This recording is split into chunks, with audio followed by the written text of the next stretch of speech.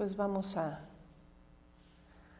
dar inicio a nuestra charla del día de hoy. ¿Se escucha bien? ¿Tú crees que se escuchará bien? Con el micrófono aquí como lo tengo. Pues hoy tenemos nuestra sesión de jueves y como otros jueves, pues tenemos generalmente una meditación y después una charla, y últimamente hemos estado viendo charlas en torno a un tema muy interesante que son las emociones. La serie que estamos viendo se llama Emociones Sublimes, y como Nagapriya explicó hace ratito antes de hacer la meditación, hemos estado visitando, explorando algunas emociones sublimes que forman parte de un conjunto de emociones que se conocen como las Brahma Viharas o las moradas sublimes. Y esas emociones son el amor incondicional, que en Pali le llamamos metta, la compasión, karuna, la alegría empática, mudita, y el día de hoy vamos a ver ecuanimidad, que en Pali se dice upekkha. Aquí tenemos la palabra upekkha, se escribe así con doble K. Esa es la palabra en el idioma Pali. En sánscrito se dice upeksha.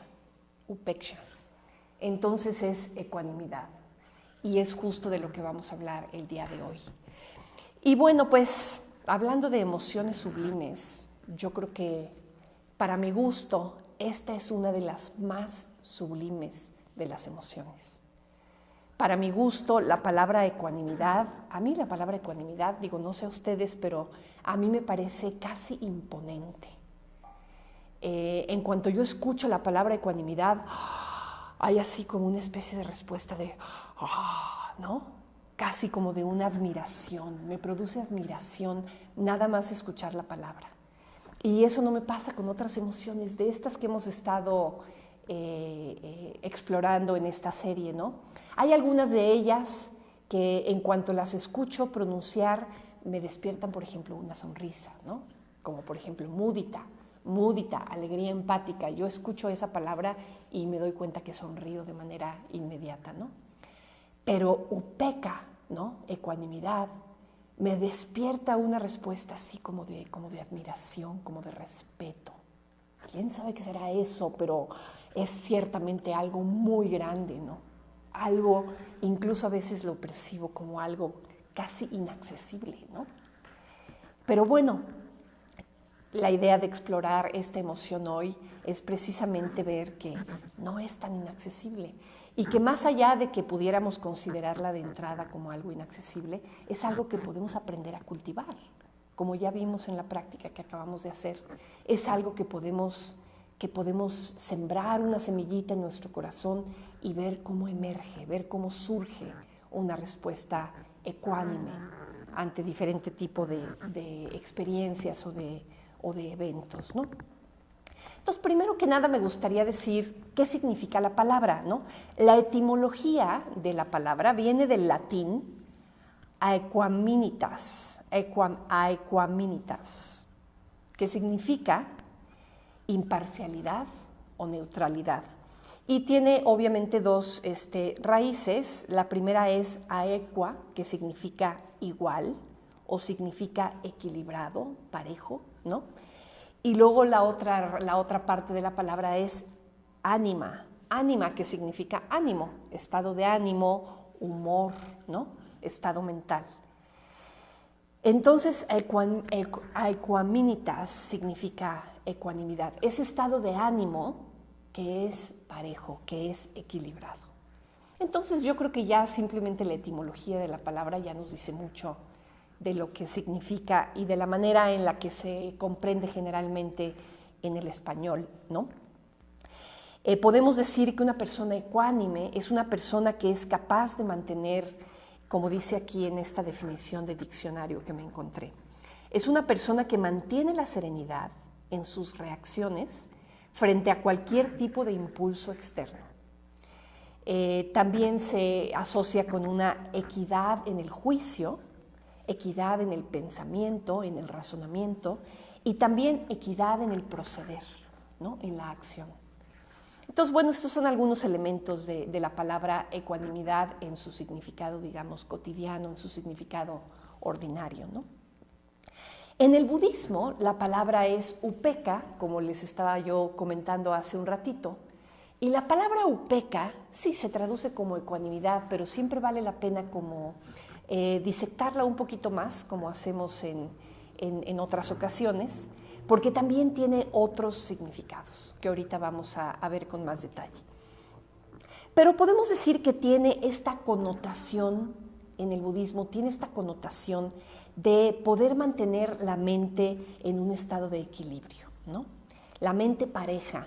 A veces en inglés se dice even-mindedness, la capacidad o la posibilidad de mantener una mente con una respuesta pareja, una respuesta igual. Hay una imagen tradicional muy bonita que se usa para referirnos a la ecuanimidad, que es, por ejemplo, cuando tenemos un campo de cultivo que está completamente así horizontal, que no tiene ninguna pendiente, ¿no?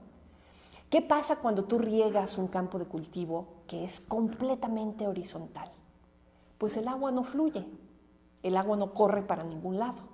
Si tienes una pendiente, si tienes un campo de cultivo en una pendiente, tú lo riegas y el agua va a fluir hacia abajo, ¿no? Pero si tienes un campo de cultivo que es completamente horizontal, tú lo riegas y el agua no fluye para ninguna dirección. El agua simplemente se queda ahí, ¿no? Esa es un poquito la imagen de la ecuanimidad desde la perspectiva budista, ¿no? El agua no fluye ni en una dirección ni en otra. Y de esa misma manera, una mente ecuánime es capaz de experimentar las subidas y las bajadas de la vida y mantenerse quieta, mantenerse en paz, mantenerse balanceada, bien arraigada, bien plantada, ¿no? Esa es precisamente la mente ecuánime, independientemente de las subidas o de las bajadas o de para dónde sopla el viento. Una mente ecuánime es capaz de mantenerse quieta, plantada, ¿no? También otra acepción de la ecuanimidad en el budismo es la capacidad de recibir la experiencia, independientemente de cómo sea la experiencia, darle la bienvenida. Estar receptivo a todo por igual, darle la bienvenida a la experiencia independientemente de que la experiencia sea dolorosa o sea placentera o sea gozosa o sea incómoda, como sea que sea la experiencia, le das la bienvenida, te abres para recibirla y también hay un elemento de comprensión en esta capacidad de respuesta ecuánime, que es la comprensión de que sabes que la experiencia se deriva de condiciones. Sabes que muchas veces tu experiencia de dolor, por ejemplo, puede derivarse de acciones torpes. O puedes darte cuenta que tu experiencia de gozo, de felicidad, de tranquilidad en un momento dado se deriva de acciones hábiles. Entonces tiene ese elemento de comprensión. Puedes darle la bienvenida a cualquier experiencia, sea como sea la experiencia, porque también hay ese elemento de comprensión que tiene que ver con la sabiduría en el caso del budismo, ¿no? Tiene que ver con una visión de las cosas tal y como son. Todo depende de condiciones y dependiendo de qué condiciones provenga la experiencia, el resultado va a ser de una o de otra manera. Ok, bueno, pues este es un poquito como una pequeña introducción a qué significa la palabra ecuanimidad, qué significa desde la perspectiva del budismo también. Pero vamos a ver un poquito más en detalle cómo en el budismo la palabra ecuanimidad puede tener, digamos, como 4 niveles o 4 aspectos. Los podemos ver estos 4 que tengo aquí en el pizarrón, ¿no? Como 4 niveles que se van profundizando, o bien incluso como 4 aspectos independientes, 4 elementos, digamos, 4 formas de ver a la ecuanimidad. El primero de ellos, como dice aquí, es mantener una mente equilibrada ante las subidas y las bajadas de la experiencia humana, ¿no? Mantenerme bien plantado, bien parada y que no me saquen de balance las experiencias intensas, las experiencias emocionales intensas o las experiencias físicas incluso intensas, que no me saquen de balance, que me pueda yo mantener estable y equilibrada. Otra acepción o otro nivel de la ecuanimidad es la capacidad de la mente de tener acceso a absorciones meditativas profundas y mantener a la mente quieta en el contexto de la meditación. Mantener a la mente enfocada, bien estabilizada en un solo punto, y que a partir de esa experiencia de foco y de estabilidad puedan venir absorciones meditativas que conocemos como dhyanas, las experiencias de dhyanas. Entonces, las diferentes dhyanas que podemos experimentar, los diferentes niveles de absorción meditativa, podemos decir que son niveles cada vez más profundos de ecuanimidad. En tercer lugar está a la ecuanimidad, upekkha, como una de las Brahma Viharas, una de las moradas sublimes, una de estas 4 emociones de las que hablábamos hace un momento, que son como un conjunto de emociones que se conocen así como las Brahma Viharas, las moradas de Brahma, las moradas sublimes se les llaman, ¿no? Y upekkha podríamos decir que es como como decía Nagapriya hace ratito, es la que de alguna manera resume y comprende a las otras 3 Brahma Viharas. Upekkha involucra metta, amor incondicional, involucra karuna, compasión, alegría empática, mudita, y desemboca en esta respuesta ecuánime que es upekkha, si introducimos esta reflexión vipassana que tiene que ver con una comprensión de la naturaleza de la existencia, ¿sí? Entonces es una de las Brahma Viharas y en ese sentido vamos a explorarla más adelante.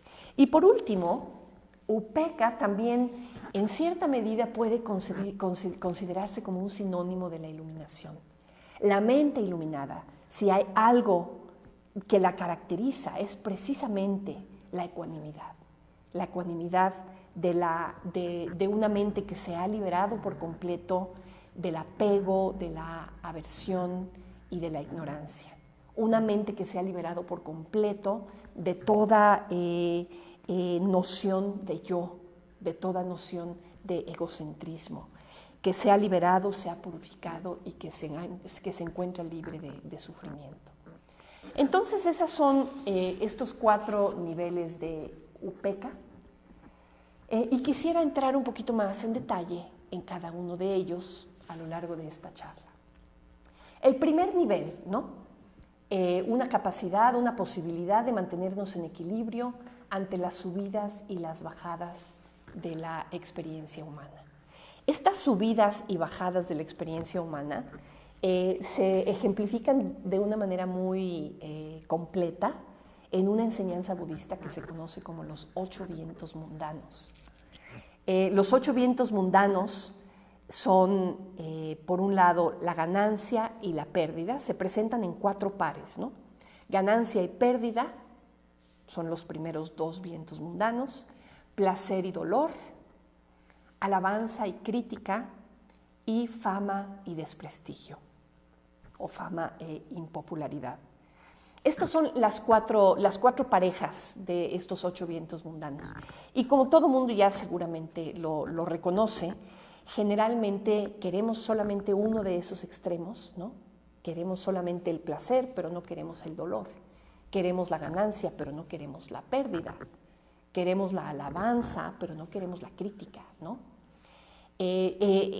Por eso se les conoce como vientos mundanos, porque son estas experiencias un poquito turbulentas, tormentosas, y nos encontramos aparentemente atrapados en ese vaivén, ¿no? Ahora, la experiencia humana necesariamente nos va a traer ambos extremos. A lo largo de la vida vamos a experimentar ganancia y vamos a experimentar pérdida, inevitablemente, ¿no? No hay de otra. Y en la medida en que estemos buscando la ganancia, en esa medida nos hacemos vulnerables a que cuando llegue la pérdida nos vamos a sentir deprimidos, devastados, atormentados, ¿no? En la medida en que me sienta yo exaltado cuando tengo placer, en esa misma medida me voy a sentir devastado cuando tenga dolor. Entonces, estar sujeto a los vientos mundanos es precisamente lo contrario a la ecuanimidad. La ecuanimidad, entonces, consiste en esa posibilidad. Me gusta mucho la imagen de un globo aerostático que es capaz de elevarse por encima de la tormenta de los vientos mundanos. Vivimos en medio de este vendaval, ¿no? Que es la ganancia, la pérdida, la alabanza, la crítica, ¿no? Estamos ahí atrapados en ese vendaval, pero la ecuanimidad, si logramos cultivar un cierto estado de ecuanimidad, una cierta capacidad de ver a estas experiencias por lo que son, ¿no? Son experiencias pasajeras, experiencias que no tienen en el fondo mucha sustancia, ¿no? Si somos capaces de verlas por lo que son, podemos cultivar esta mente ecuánime que se eleva por encima de la tormenta. Y entonces podemos estar en esa quietud y ese equilibrio de ese globo aerostático que puede ver el firmamento, el cielo limpio, el cielo claro, ¿no? Entonces, en ese sentido, a eso se refiere este primer nivel de ecuanimidad. La capacidad de elevarnos por encima de los vientos mundanos, por encima del ir y venir, ¿no? De la experiencia humana, de las subidas y las bajadas, y poder mantener una mente quieta, una mente ecuánime, una mente clara. Fíjense que en gran parte la ecuanimidad se deriva de esa claridad, de como que no pasa nada, ¿no? No pasa nada. ¿Hay ganancia? Pues muy bien. ¿Hay pérdida? Pues también muy bien. Darle la bienvenida a la experiencia, como sea. Porque finalmente, una vez que la experiencia ya está aquí, pues ya está aquí. No hay de otra más que darle la bienvenida. No hay de otra más que experimentarla. En el momento en el que ya está aquí la pérdida o el dolor o la crítica, no hay de otra más que experimentarla. Pero lo que sí puedo hacer es experimentar esa experiencia, valga la redundancia, con un cierto nivel de equilibrio, de paz, de tranquilidad, de receptividad incluso. Receptividad en el sentido de que le damos la bienvenida a la experiencia. Ahí está, la permitimos estar. Entonces, ese primer nivel de ecuanimidad es importantísimo, ¿no? Es como una capacidad, digamos, de inmunizarnos, podríamos decir. Inmunizarnos a cualquiera de los dos extremos de los vientos mundanos. Y nos inmunizamos no porque nos aislamos, digamos, o porque nos cerramos a experimentar, sino todo lo contrario, porque nos permitimos experimentar lo que sea que esté sucediendo en cada momento. Ahora, entonces, fíjense cómo el segundo nivel de la ecuanimidad que tiene que ver con la mente meditativa, obviamente está muy relacionado con el primero, ¿no?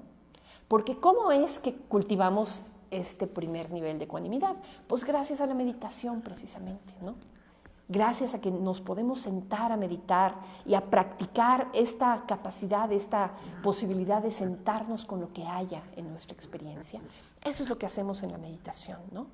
Nos sentamos conscientes, despiertos, a estar con nuestra experiencia, ¿no? En la medida en que practicamos eso, podemos cultivar este primer estado de ecuanimidad, que es elevarnos por encima de los vientos mundanos. Que digo, claro que se dice fácil, ¿verdad? Pero es el trabajo de toda una vida, ¿no? El trabajo de toda una vida. Y la meditación es una herramienta fundamental para ayudarnos a llegar ahí. Y la meditación en sí misma constituye una forma de cultivar ecuanimidad también, en el sentido de cultivar un equilibrio, cultivar un foco, cultivar una estabilidad de la atención que te puede permitir tener esta experiencia de la absorción meditativa. Tener una experiencia de dhyana. Las experiencias de dhyana en la meditación se clasifican también en diferentes niveles. Ahorita no voy a entrar en ese tema en detalle porque realmente no es el tema de la charla, pero si alguno de ustedes ha tenido de pronto una meditación muy profunda, muy enfocada, seguramente reconoce esta experiencia en donde, si estamos enfocados en la respiración, por ejemplo, de pronto toda tu experiencia es la respiración. Estás perfectamente presente, perfectamente recogido y entregado a esa contemplación de la respiración. No hay dos cosas, ¿no? Por un lado tú y por otro lado la respiración, sino que tú eres la respiración. Todo de alguna manera ya se conjuntó en una sola experiencia enfocada, que es, por cierto, una experiencia muy placentera. Esa experiencia de absorción meditativa, que puede profundizarse. Y la cuarta dhyana en particular, las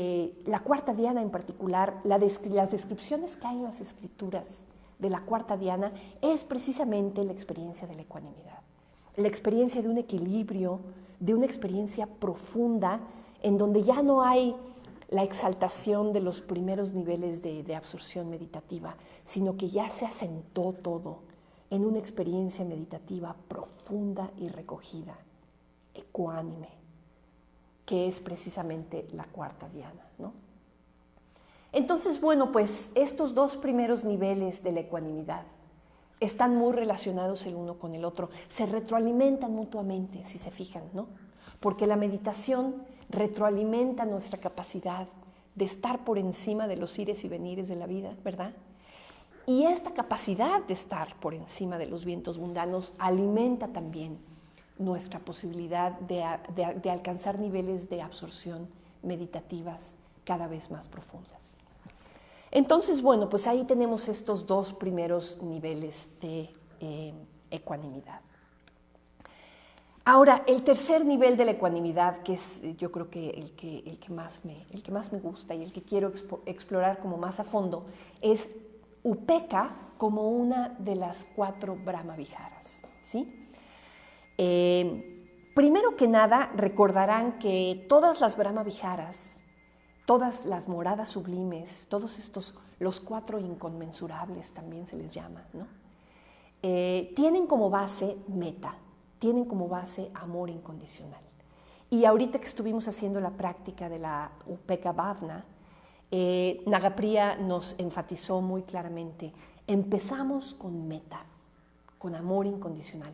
Empezamos por cultivar un corazón que es capaz de ver al otro ser humano con claridad, de verlo con una mirada cálida, con una mirada que reconoce su valor intrínseco.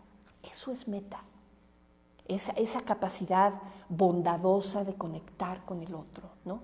Eso es metta en su máxima expresión. Metta no es una emoción así chiquita, ¿no? Como rosa, ¿no? Metta es una emoción muy grande, muy elevada.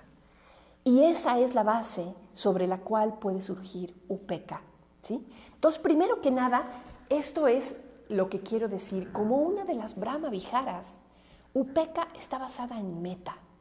Entonces, cuando hablamos de este equilibrio, ¿no? O ¿qué otras palabras utilicé? El equilibrio, la mente pareja, la mente balanceada, ¿no? Pareciera como que no estamos usando mucho el lenguaje del amor cuando decimos esas cosas, ¿no? Equilibrio, balance, ¿no? Objetividad, imparcialidad, ¿no?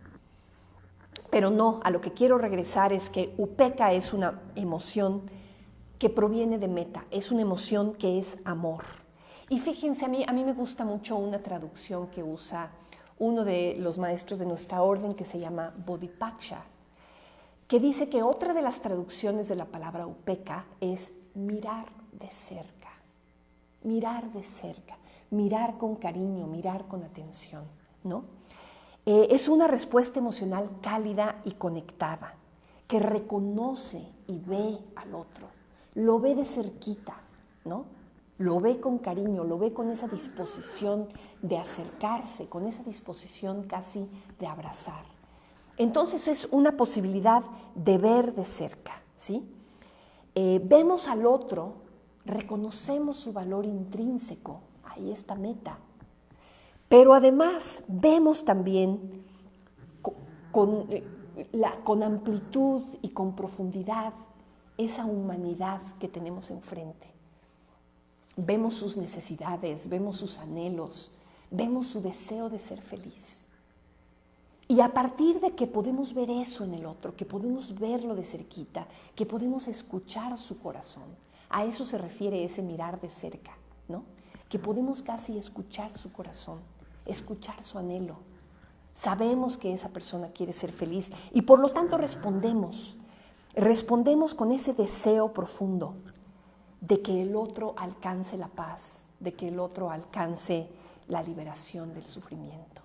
Entonces ahí está la respuesta emocional que es meta. Querer que el otro se vea liberado del sufrimiento, querer que el otro crezca, se libere, comprenda. Querer que el otro comprenda, fíjense qué importante es eso. Esa es la respuesta emocional de Upekkha. Es una respuesta profundamente cálida, podríamos decir. Y es una respuesta sabia también. Upekkha trae consigo sabiduría. Upekkha, por eso decía Nagapriya hace ratito, ¿no? Que cuando hacemos la práctica de la Upekkha Bhavana, estamos introduciendo una contemplación que tiene ya que ver con un elemento de vipassana, un elemento de percatación, un elemento de insight. Y ese insight es precisamente esa comprensión, esa sabiduría con la que nos aproximamos a ver la experiencia del otro, a reflexionar, a contemplar la experiencia humana del otro. Entonces, como en todas las emociones, tienen dos elementos, y en la primera charla que dimos sobre las emociones sublimes, hablábamos de cuál es la naturaleza de una emoción de acuerdo al budismo. Y para resumir muy brevemente, lo que quería decir es que una emoción tiene básicamente estos dos elementos, ¿no? Por un lado, algo que estamos percibiendo, algo que estamos viendo, que estamos recibiendo casi con la experiencia sensorial, pero también con la percepción, ¿verdad? O de manera más completa, ahí viene, digamos, la percepción, la contemplación que hacemos del otro. Y por otro lado viene la respuesta. ¿Qué hacemos al respecto? Ahí viene el hacer, ¿sí? Como decíamos en otro momento, la emoción es un hacer, la emoción es acción. Y por eso es tan importante, porque deja una huella kármica, ¿no?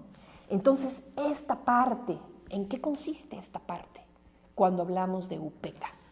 ¿Sí? Porque un poquito cuando hicimos ahorita la meditación, estuvimos enfatizando el aspecto de ver, contemplar a la persona, introduciendo ese elemento de sabiduría. Vemos a este ser humano en toda su profundidad, en toda su amplitud, en toda su multidimensionalidad, en toda su complejidad. Y vemos que sufre, vemos que goza, vemos que su vida está llena de todo este tipo de experiencias de todas índoles, ¿no? Y lo que también vemos es que estas experiencias de gozo o de sufrimiento dependen de condiciones. Y vemos también que un elemento muy importante de esas condiciones, ¿verdad?, es la persona misma. La persona misma es arquitecto de su propia experiencia en cierta medida, ¿no? Porque en la medida en que la persona actúa hábilmente, pues tendrá experiencias de gozo, de crecimiento, de felicidad. Y en la medida en que esa persona se equivoca o actúa desde la torpeza, desde la aversión, desde la avidez, ¿no?, en esa medida va a tener experiencias de sufrimiento, de dolor, de aflicción, ¿no? Entonces, esa es la mirada de sabiduría que introducimos cuando nos aproximamos a una persona queriendo cultivar esta respuesta de meta. ¿Y cuál es la respuesta? ¿Cuál es la otra mitad de la experiencia, ¿no? Queremos que esa persona crezca y comprenda precisamente ese proceso. Lo que queremos, cultivamos en nuestro corazón ese deseo de que la persona comprenda, de que la persona pueda utilizar la condicionalidad de la mejor manera posible para crearse un camino de crecimiento, para crecer y para que tarde o temprano pueda liberarse del sufrimiento. Entonces ahí vienen estos dos elementos en la práctica de la Upekkha Bhavana. vemos a la persona, la contemplamos con todas esta diversidad, digamos, de experiencias, reflexionamos en que esas experiencias dependen de condiciones y que la persona misma es una de las condiciones más importantes a partir de las cuales se deriva esa experiencia, ¿verdad? Y después respondemos deseando, cultivando en nuestro corazón un deseo de que esta persona crezca y se desarrolle y que tenga una oportunidad de florecimiento espiritual que la lleve tarde o temprano a liberarse del sufrimiento. Fíjense, finalmente lo que estamos deseando en nuestro corazón es la iluminación. Estamos deseándole a la otra persona que se ilumine, que se ilumine. Yo no sé si en algún momento se han encontrado ustedes mismos deseando eso para otros en su propia meditación. Que se ilumine, que comprenda, que cultive sabiduría, que pueda hacer de su vida lo más positivo posible, que pueda desarrollarse en la mejor versión de sí misma o de sí mismo. Eso es lo que estamos deseando. Y finalmente, ese es el hacer, ese es el aspecto de hacer de la meditación. Esa es la acción, esa es la parte, digamos, activa de la emoción, ¿sí? Entonces, bueno, esa es, digamos, Upekkha como una de las Brahma Viharas. Y como vimos ahorita en nuestra meditación, pues tenemos la ventaja de que la tradición budista nos ha dado estas joyas hermosas, que son estas prácticas, estas bhavanas, estos cultivos, esta posibilidad de cultivar estas emociones. Sí, las emociones muchas veces las podemos reconocer, muchas veces surgen por sí mismas, pero en la meditación de las 4 Brahma Viharas podemos aprender a cultivarlas. Y por último, otra acepción de la palabra Upekkha como ecuanimidad es casi el sinónimo de la iluminación.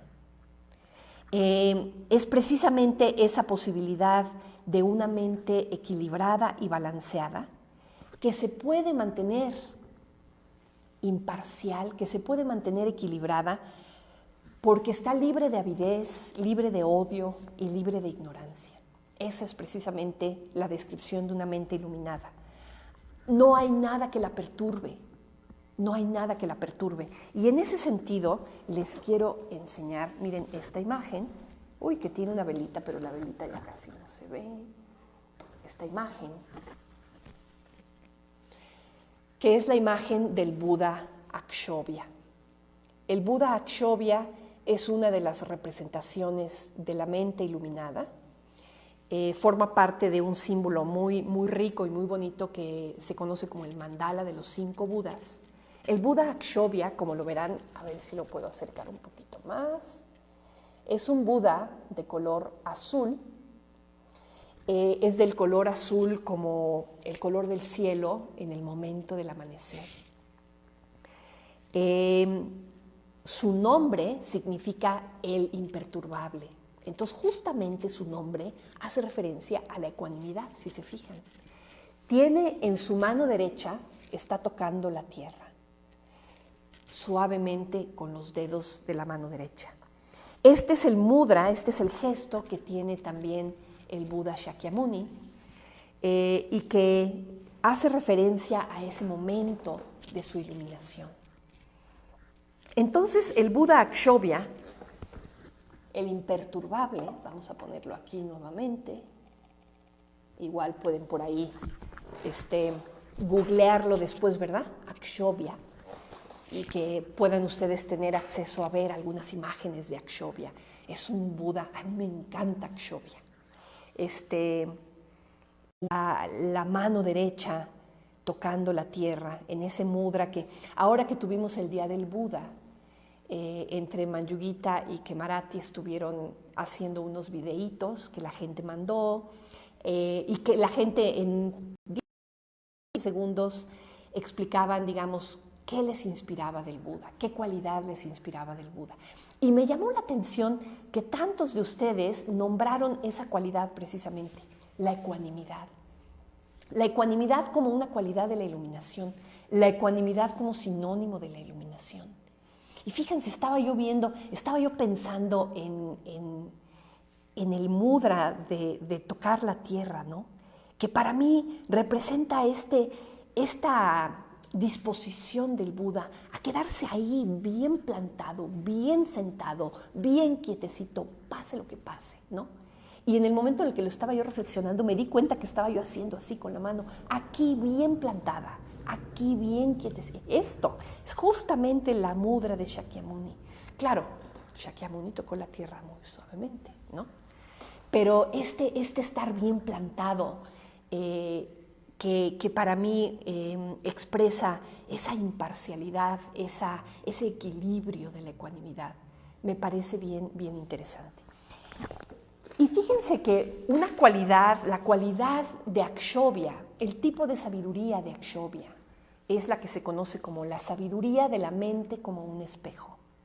La mente que es capaz de reflejar cualquier cosa tal y como es. Lo que hace un espejo, ¿verdad? Es que refleja la imagen tal y como es. No le pone adornos, no le quita aquello que se ve feo, ¿no? La refleja tal y como es. Y de alguna manera así es la imperturbabilidad de Akshobhya. Refleja todo tal y como es, sin quitarle ni ponerle nada. No queremos adornar las experiencias incómodas, ¿no? Ni queremos apegarnos a las experiencias gozosas, simplemente tal y como es la experiencia, ¿no? Entonces esa es upekkha como sinónimo de la ecuanimidad. Y bueno, ya para terminar, quisiera yo nada más comentar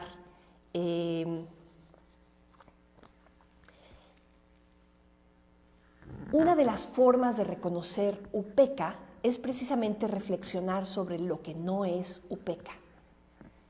¿Qué tipo de estados mentales no son upekkha? ¿Qué tipo de estados mentales no son la ecuanimidad?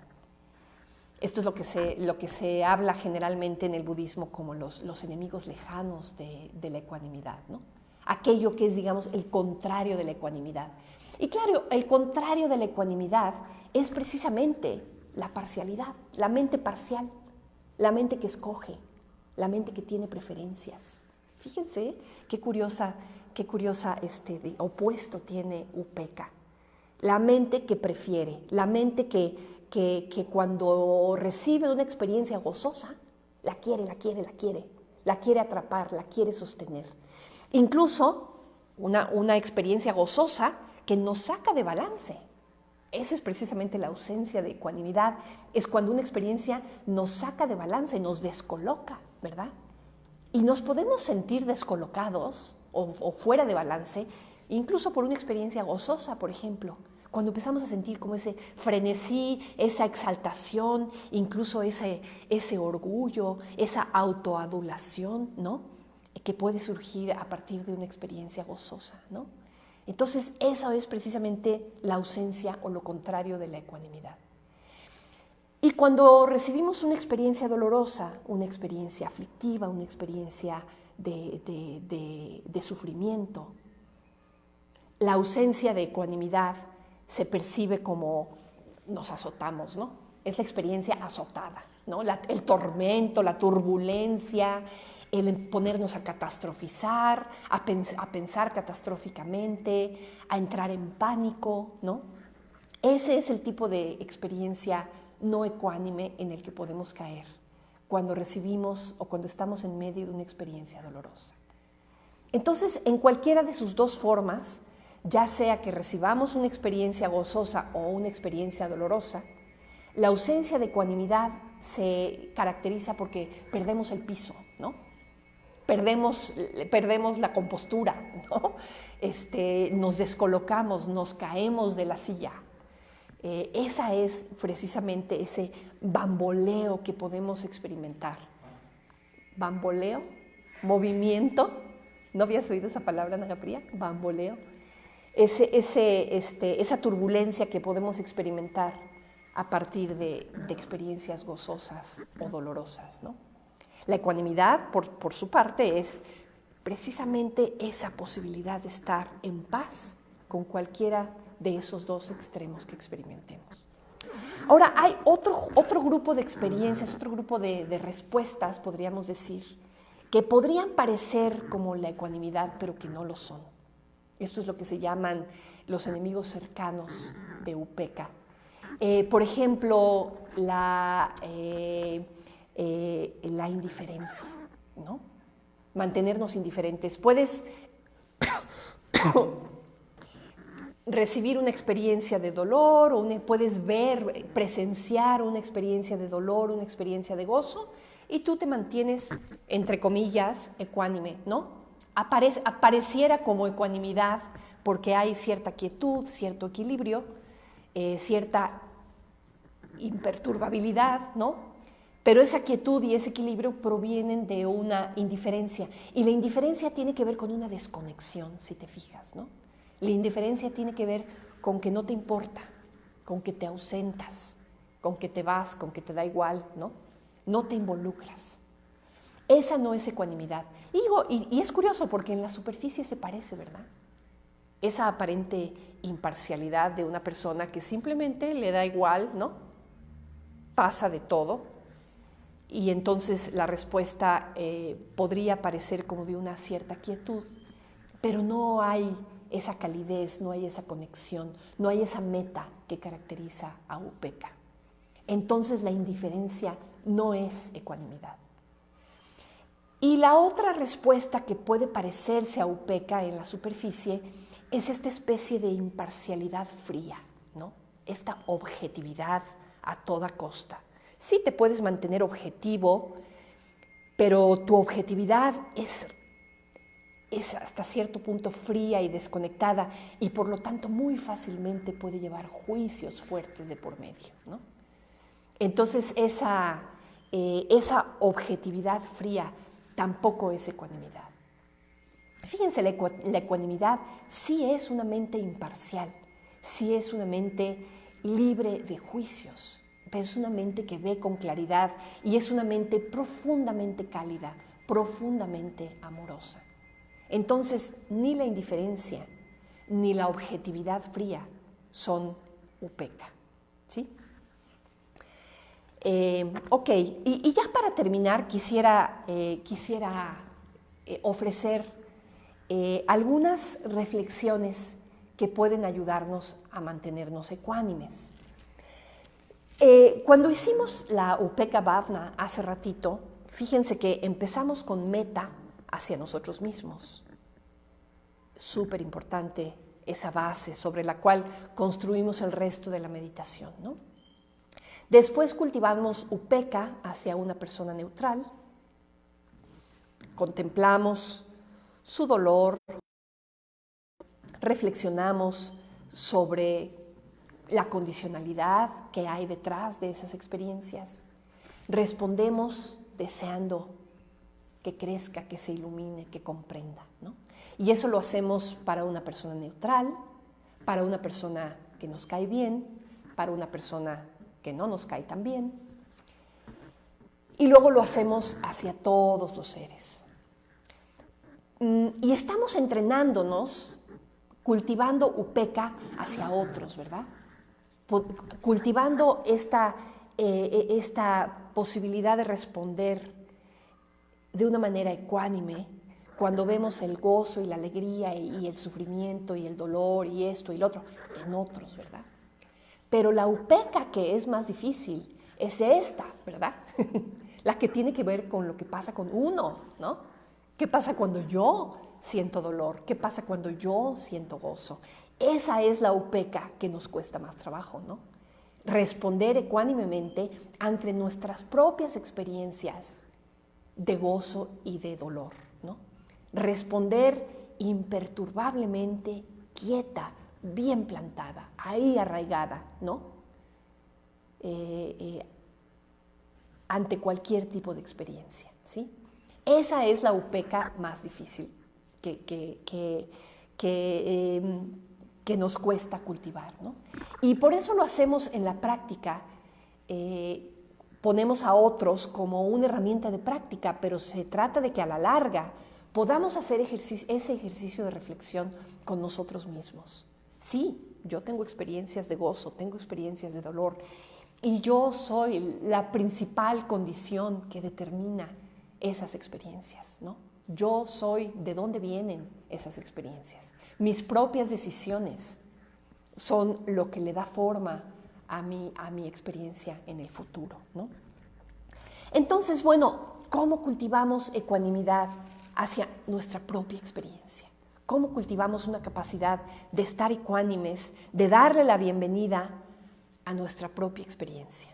Y ahí podemos introducir pequeñas gotitas de reflexión, ¿no? Pequeñas gotitas de reflexión. Una gotita de reflexión, ¡tum! Me gusta esta idea de la gotita, ¿no? Imagínense que tienen un vaso de agua clara y de pronto puedes añadir una gotita de un cierto color, de una cierta anilina de algún color, ¿no? Roja, por ejemplo. ¡Tum! Le pones una gotita y entinta el agua, ¿no? Entinta tu visión. Entonces, estas pequeñas gotitas de reflexión pueden entintar tu visión de ti misma. Por ejemplo, esta gotita de reflexión que es muy fácil. Esto no va a durar para siempre. Esa gotita de reflexión nada más. Esta experiencia no va a durar para siempre. Ya sea que es una experiencia gozosa, hay que acordarse, va a terminar, ¿no? Si es una experiencia dolorosa, también hay que acordarse, va a terminar.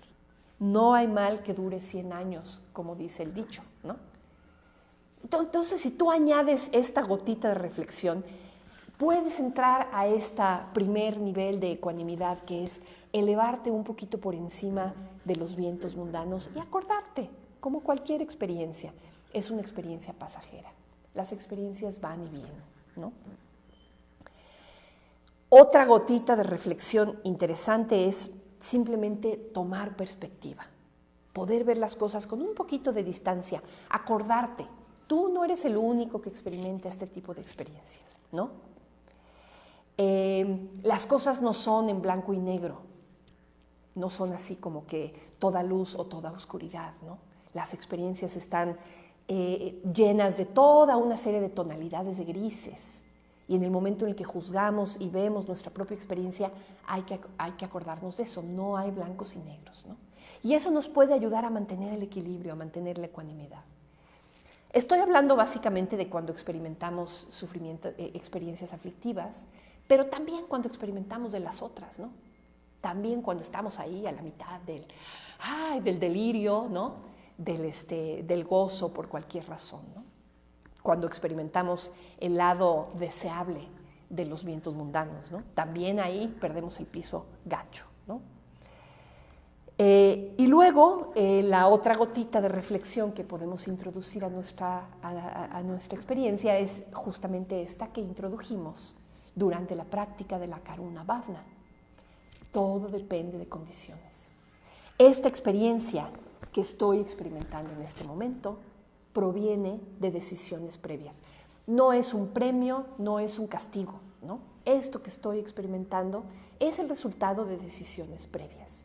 Y como tal, lo recibo. Y como tal, me doy cuenta de la complejidad de Pratitya Samutpada, de la complejidad de la condicionalidad, que a veces nos es tan difícil de ver en todos estos vericuetos y en digamos, esta aparente maraña, ¿no?, que forma la condicionalidad, pero que finalmente, si nos acordamos de esa línea, ¿no?, acciones que provienen de una mente hábil dan lugar a gozo, ¿no? Acciones que provienen de una mente torpe, informada por los 3 venenos, dan lugar a sufrimiento. Si mantenemos consciente, presente, esa línea en la maraña y en la red que es Pratitya Samutpada, si nos acordamos de eso, podemos mantenernos ecuánimes, equilibrados, con una visión más allá, digamos, de la turbulencia del día a día, ¿no? Entonces, bueno, pues estas son mis reflexiones sobre Upeka que les quería compartir el día de hoy. Y yo creo que podemos aquí terminar la charla. Muchas gracias por venir, muchas gracias por escucharnos, por practicar con nosotros. Y como bien lo dijo Nagapriya hace ratito, Ya habiendo escuchado la charla, ya teniendo un poquito más de herramientas para comprender qué es Upeka, puedes sentarte de nuevo y hacer la práctica de la Upeka Bhavna, como la dirigió Nagapriya hace ratito. Va a quedar grabada en nuestra página de Facebook algunos días y la vamos a subir también en nuestro canal de YouTube. Entonces ahí puedes tener acceso a la meditación, sentarte, permitir que te guíe la voz sentado en meditación. Y practicar la Upeka Bhavna realmente es una meditación profundísima, es una meditación de una sutileza y de una profundidad muy difícil de alcanzar, por supuesto, en una sesión de 1 hora como lo estamos haciendo ahorita, pero que te sepas que esto es simplemente una probadita de la profundidad que puede tener esta emoción sublime que es Upeka. Pues muchas gracias. Un aplauso para toda nuestra audiencia.